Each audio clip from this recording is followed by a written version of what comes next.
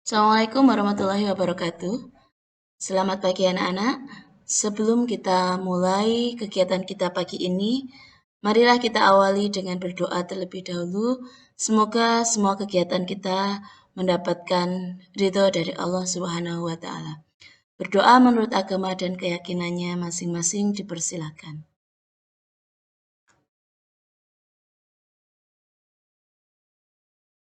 Berdoa selesai. Baik anak-anak, sebelumnya saya ucapkan selamat datang dan selamat bergabung dengan kami di SMA Negeri 1 Sukomoro. Ucapan selamat pada kalian yang telah menyelesaikan pendidikan di SMP dan sekarang telah masuk ke jenjang SMA. SMA adalah sebuah tempat untuk mengasah kepribadian kalian. Di sini kalian berada di masa transisi antara remaja dan dewasa. Akan banyak sekali pengalaman hidup yang kalian dapatkan di sini nanti. Karena itu, selalu berpikiran positif, selalu melakukan hal-hal yang lebih baik daripada kemarin agar masa depan kita lebih baik daripada sekarang.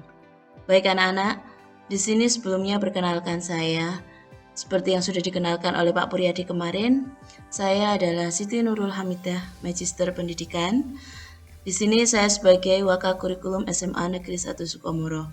Dan pada kegiatan MPLS tahun ini, saya mendapatkan tugas untuk menjelaskan tentang kurikulum yang berlaku di SMA Negeri 1 Sukomoro, khususnya apa yang akan kalian lakukan selama pembelajaran di sini. Oke anak-anak, kita mulai.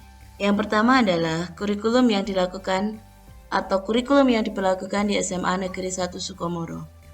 Kurikulum yang diberlakukan di SMA Negeri 1 Sukomoro berbeda dengan yang diberlakukan di sekolah lain. Kenapa? Karena kita termasuk dalam sekolah penggerak yang hanya ada 5 sekolah se-Kabupaten Nganjuk ini. Kurikulum sekolah penggerak itu apa? Apa bedanya dengan sekolah yang lain? Perbedaan pertama yang paling nampak adalah di kelas 10 ini kalian belum ada program peminatan, sehingga nanti kalian 8 kelas itu akan mendapatkan pembelajaran yang sama, tidak ada bedanya antara kelas 1 dengan kelas yang lainnya.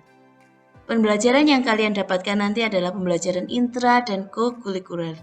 Intrakurikuler ini dilaksanakan di kelas, Bapak Ibu Guru dengan kalian akan bertatap muka di kelas. Sementara co-kurikuler ini berupa program proyek. Jadi beberapa Bapak Ibu Guru akan berkolaborasi. Kalian akan mendapatkan satu proyek yang harus kalian selesaikan di akhir. Nah, proyek ini menantang kalian untuk bisa menyelesaikan permasalahan yang real di kehidupan sehingga kalian akan terlatih untuk berpikir kritis dan siap menghadapi era pembelajaran di abad 21 ini dengan tantangan yang lebih lagi. Baik, berikutnya mata pelajaran apa yang kalian peroleh nanti? Sama seperti dengan ketika kalian mendapatkan di SMP anak-anak, kalian akan tetap mendapatkan pendidikan agama sesuai dengan agama dan keyakinan kalian masing-masing. Kemudian PPKN, di sini kalian akan diajarkan bagaimana menjadi warga negara yang baik. Bahasa Indonesia, kita akan berlatih untuk menggunakan bahasa Indonesia dengan baik dan benar. Kemudian matematika, IPA. Kalau di SMP kalian hanya mendapatkan fisika dan biologi, maka di SMA nanti kalian akan mendapatkan tambahan kimia. Apa itu kimia? Tunggu tanggal mainnya. Berikutnya untuk IPS. IPS di sini kalian sudah kenal dengan yang namanya ekonomi, sejarah, dan geografi. Maka nanti di SMA akan ada tambahan satu pelajaran lagi sosiologi. Kemudian bahasa Inggris seperti biasa sejak kalian SD sudah mendapatkan pelajaran ini juga. PJOK itu Penjaskes, Pendidikan Jasmani dan Kesehatan Olahraga dan Rekreasi. Berikutnya ada pelajaran informatika. Ini semacam pembelajaran TIK ketika kalian di SMP. Kemudian ada prakarya. Kalian dilatih untuk berkarya, untuk memiliki satu keterampilan yang akan berguna, yang akan bisa kalian gunakan nanti bila kalian sudah selesai dari SMA ini. Berikutnya ada bahasa Jawa dan satu lagi di situ ada sastra Inggris. Di mana sastra Inggris nanti kalian akan lebih banyak mempelajari tentang bisa puisi, prose, drama dan lain sebagainya, tapi dalam bahasa Inggris tentunya akan lebih menantang anak-anak. Baik, itu tentang mata pelajaran yang akan kalian dapatkan selama kalian di kelas 10 nanti. Berikutnya,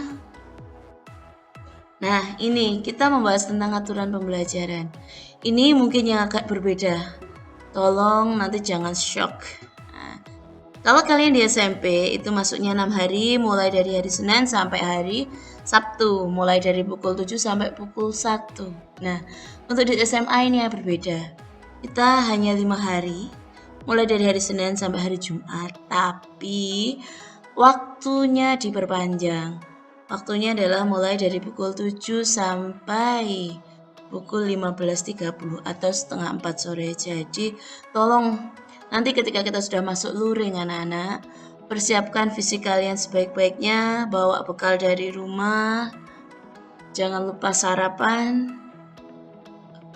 Oke, nanti mungkin waktu tidur siang kalian akan terpangkas, jadi tolong dibiasakan. Yang punya kebiasaan untuk begadang, main PS, main game sampai tengah malam, tolong sekarang dikondisikan. Jaga diri, jaga kesehatan. Apalagi di masa pandemi ini, kita harus tetap sehat agar kita bisa melakukan aktivitas kita dengan baik. Kemudian yang membedakan lagi adalah untuk jam pembelajarannya. Kalau di SMP kalian hanya 30 menit per jam pembelajaran, sekarang kalau di SMA itu ada 45 menit sehingga nanti lebih panjang. Untuk Senin sampai Kamis kalian akan pulang jam 10. Akan ada 10 jam pembelajaran, 10 jam pelajaran. Masing-masing 45 menit, kalian akan mendapat 2 istirahat. Istirahat pertama itu antara jam 10 sampai 10.15. Kemudian istirahat kedua itu adalah jam 11.45 sampai 12.30, di mana bisa kalian manfaatkan untuk sholat, kemudian makan, istirahat sebentar. Kita lanjut ke pembelajaran berikutnya. Khusus untuk hari Jumat, kita hanya ada 8 jam pembelajaran. Jadi setelah sholat Jumat di sekolah nanti kalian ada 2 jam pembelajaran lagi, dilanjutkan dengan ekstrakurikuler.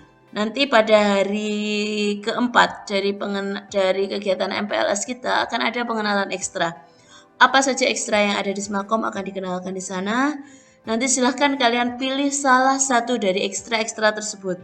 Kenapa kok harus pilih satu? Karena nanti waktunya adalah bersamaan di hari Jumat itu. Jadi kalau kalian ikut double ekstra nanti bingung kalian mau masuk yang mana. Jadi di Jumat ini kita manfaatkan untuk pengembangan diri, untuk ekstra. Nah, ini masuknya mulai dari jam 7 sampai setengah 4. Nanti kalau kita sudah normal anak-anak ya, sudah pandemi sudah berlalu, kita sudah masuk seperti biasanya, tidak ada sesi dan sebagainya. Nah, bagaimana kalau untuk pembelajaran saat ini? Untuk pembelajaran saat ini, karena kita masih dalam masa PPKM darurat khusus untuk Jawa dan Bali, termasuk juga Nganjuk karena kondisi COVID sedemikian signifikan jumlahnya, maka untuk pembelajaran sampai dengan tanggal 19 Juli akan dilaksanakan secara daring. Pembelajaran daringnya nanti seperti apa? Setelah ini nanti akan dibahas bagaimana cara belajar daring yang efektif itu, apa yang dipakai untuk pembelajaran daring di SMA, nanti akan dibahas oleh pemateri di sesi berikutnya. Nah, nanti setelah pandemi ini sudah mulai turun dan kita boleh melaksanakan PTM terbatas. PTM itu apa? PTM itu adalah pertemuan tatap muka. Jadi kita melaksanakan pembelajaran tatap muka di kelas, tapi terbatas. Terbatasnya bagaimana nanti? Dari 10 jam pelajaran atau 8 jam pelajaran itu kita bagi menjadi 2 sesi. Jadi sesi 1 nanti nomor absen 1 sampai pertengahan. Itu masuknya hanya jam ke-1 sampai ke-5 untuk minggu ini. Sesi 2, nomor absen pertengahan sampai nomor absen akhir. Ini akan masuk dari jam ke-6 sampai jam ke-10. Dengan jadwal mapel sesuai yang nanti akan dibagikan bila kelas kalian sudah terbentuk. Dan sesi ini akan berputar minggu berikutnya. Jadi yang minggu ini masuk sesi 2, maka minggu depannya masuk sesi 1. Demikian juga yang minggu ini masuk sesi 1, maka minggu depan sesi 2. Jadi kalian akan tetap mendapatkan pembelajaran yang sama, cuman di waktu yang berbeda. Ini anak-anak yang akan membedakan kita. untuk aturan pembelajaran. Berikutnya, nah ini kegiatan yang kita lakukan. Kegiatan MPLS kita mulai tanggal 12 sampai 15 Juli. Dimulai dari kemarin, pembukaan, kamu sudah mendapatkan materi tata tertib, materi tentang visi misi, stakeholder, dan sarana prasarana. Hari ini kamu akan mendapatkan materi tentang pengenalan kurikulum. Kemudian nanti cara belajar yang efektif ketika daring itu seperti apa. Dilanjutkan dengan platform yang akan kita gunakan selama daring. Jadi nanti ini sekedar overview yang akan dibahas lebih lanjut oleh pemateri berikutnya.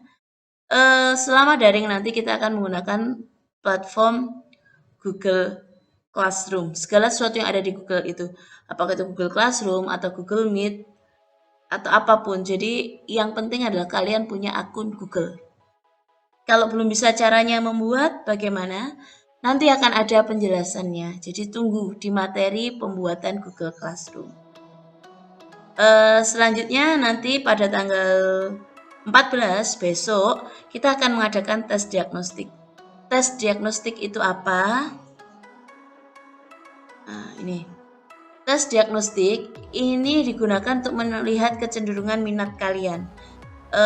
Kecenderungan minat dan potensi kalian. Jadi di dalam tes itu nanti kita akan memberikan soal-soal yang berhubungan dengan materi IPA anak-anak, MIPA. Jadi ada matematika, ada fisika, ada biologi, dan sedikit materi kimia. Serta beberapa materi untuk tes-tes numerik. Nah, tes-tes numerik. Seperti apa materinya bisa kamu lihat besok pada hari Rabu. Kita akan melaksanakan tes itu mulai pukul 8 sampai dengan pukul 11. Jadi ada 3 jam melalui Google Form. Jadi kita akan online. So, pastikan kalian punya kuota yang cukup untuk melaksanakan tes ini. Nah, hasil tesnya nanti akan digunakan untuk apa? Ini nanti kita akan menggunakannya untuk prospek kalian akan masuk ke kelas IPA atau IPS nantinya pada saat kalian ada peminatan menjelang kalian kelas 11 nanti. Ini kita gunakan ini sebagai tes awalnya. Nah, nanti pada pelaksanaannya, ketika pembagian kelas, kalian yang memiliki nilai tinggi dari mapel MIPA ini akan kita kelompokkan di dalam kelas-kelas awal. Jadi nanti kelas 10.1 sampai 10.4 itu langsung kita beri nama 10 MIPA ya. Langsung kita beri nama 10 MIPA 1 sampai 10 MIPA 4. Kelas berikutnya nanti berarti di situ ada kecenderungan untuk lebih baik ke IPS di 10 IPS 1 sampai 10 IPS 4. Nah, apakah kalau saya sudah di 10 IPA 1 berarti nanti saya pasti di IPA atau saya di IPS 1 berarti saya di IPS? Belum tentu juga anak-anak. Jadi jangan khawatir. Jangan khawatir. Nanti selama proses pembelajaran di semester 1 itu berlangsung, kalau kalian memiliki perubahan, wah saya kok cenderungnya pengen ke IPA ya, nilai-nilai saya kok saya bagus ke IPA, nanti bisa mengajukan, nanti bisa lapor, nanti kita bisa lihat, kita bisa tes ulang lagi apakah memang benar bisa ke sana. Jadi jangan khawatir. Nanti ini hanya untuk melihat kecenderungan minat kalian saja, apakah kalian ke IPA atau IPS. Jadi belum fix bahwa saya nanti di IPA pasti IPA, IPS pasti IPS, belum. Tapi ini akan kita lihat terus selama perjalanan kita di semester 1 ini. Itu anak-anak. Jadi persiapkan diri kalian sebaik-baiknya untuk tes diagnostik tadi. Materi tesnya apa saja? Tadi ada 4, ada 5, yaitu tes numerik, segala sesuatu yang berhubungan dengan angka, logika, matematika, dan sebagainya. Kemudian tes matematika itu sendiri, tes biologi, fisika, dan kimia. Oke, pelaksanaannya kapan? Hari Rabu tanggal 14 Juli 2021 mulai pukul 8 sampai pukul 11. Jadi jangan sampai terlambat untuk hari Rabu ini, karena kalau kamu terlambat akan mengurangi waktumu. ada sekitar 60-75 soal yang harus kamu kerjakan. Nah, oke, jadi ingat untuk tes diagnostik jangan sampai terlambat. Baik, itu anak-anak untuk tes diagnostik. Nah, ini nanti setelah tes diagnostik hari Kamis, kalian tanggal 14 Juli, itu akan ada pengenalan ekstra. Jadi nanti akan ada ekstra apa saja toh yang ada di Semakom ini. Profil masing-masing ekstra itu seperti apa, akan diperkenalkan oleh kakak-kakak kalian. Nah, setelah kalian melihat profil nanti, kita akan membagikan form yang bisa kalian isi. Kalian kira-kira tertarik untuk mengikuti ekstra apa? Nah, nanti dari form ini akan ditindaklanjuti oleh kakak-kakak kalian. Nanti saat kita sudah aktif masuk pembelajaran secara luring, secara terbatas, nanti akan ditindaklanjuti, ditanyai satu persatu tentang ekstra yang kalian inginkan. Kemudian nanti itu tanggal 15 Juli ya, hari Kamis. Terus kemudian pada hari Jumatnya tanggal 16 Juli, berdasarkan hasil tes diagnostik kalian nanti kita akan menentukan kelas. Jadi di awal pagi sekitar pukul 7.30 kelas itu sudah akan ada dan akan kita umumkan lewat grup WA kalian.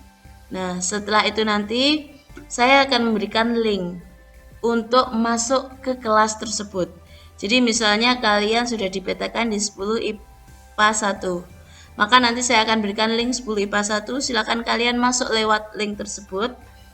Dan kalian bisa bertemu dengan wali kelas kalian di grup WA tersebut untuk kemudian kalian akan membentuk pengurus kelas dan sebagainya. Kemudian nanti tanggal 19 Juli harapan kita adalah kalian bisa melaksanakan KBM. Dan nanti pada tanggal 19 Juli ini akan ada pembagian LKS anak-anak, pembagian materi sebagai bahan tambahan kalian untuk belajar di rumah, untuk mengerjakan soal-soal. Itu nanti tanggal 19 Juli akan ada jadwal secara bergiliran. Saat kalian ada jadwal untuk kunjung sekolah mengambil LKS nanti, tolong tetap patuhi prokes. Tetap patuhi protokol kesehatan. Oke, itu anak-anak yang akan kita lakukan di awal tahun ini dari tentang tes diagnostik. Nah, dari penjelasan yang telah saya jelaskan tadi, ada beberapa hal, ada beberapa pertanyaan yang harus kalian jawab. Di sini yang pertama adalah kurikulum apa yang dipakai oleh SMA 1 Sukomoro khusus untuk kelas 10 pada tahun pelajaran 2021-2022. Apa yang membedakan kurikulum ini dengan kurikulum sebelumnya? Terus yang ketiga, ada berapa mata pelajaran yang akan kalian pelajari selama kalian di SMA, khususnya saat kalian kelas 10. Nah, sebutkan mapelnya apa saja. Kemudian, dari penjelasan saya tadi, kira-kira ada enggak perbedaan aturan waktu belajar, aturan jam belajar di SMA dengan di SMP kalian dulu? Kalau ada, silahkan jelaskan apa saja perbedaannya.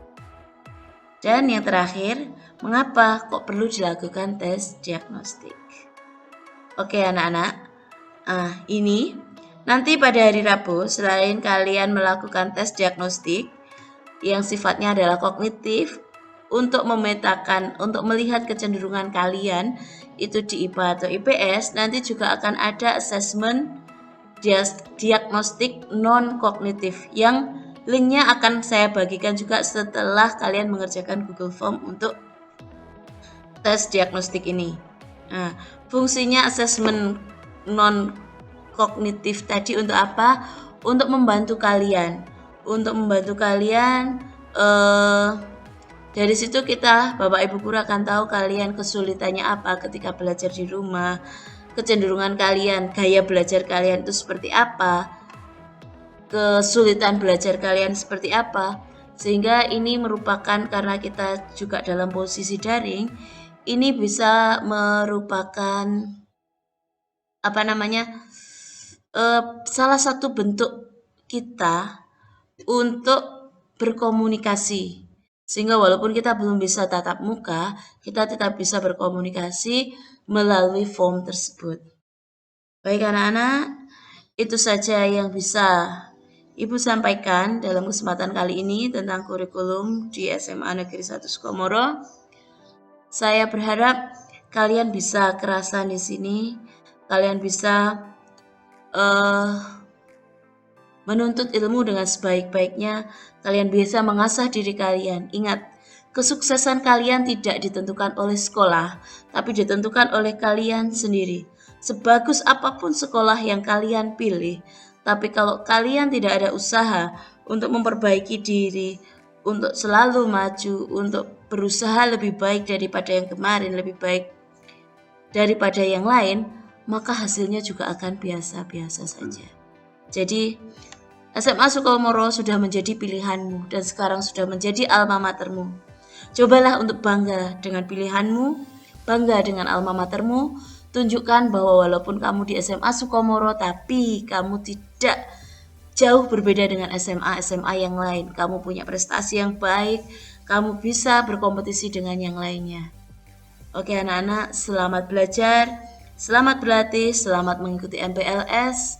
Semoga kita bisa melaksanakan semua kegiatan ini sampai akhir dengan kondisi sehat dan tetap semangat.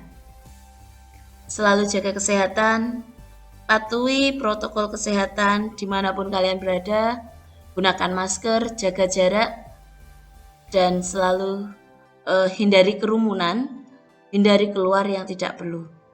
Oke, sampai jumpa di sekolahan anak-anak. Semoga pandemi segera usai, kita bisa bertatap muka.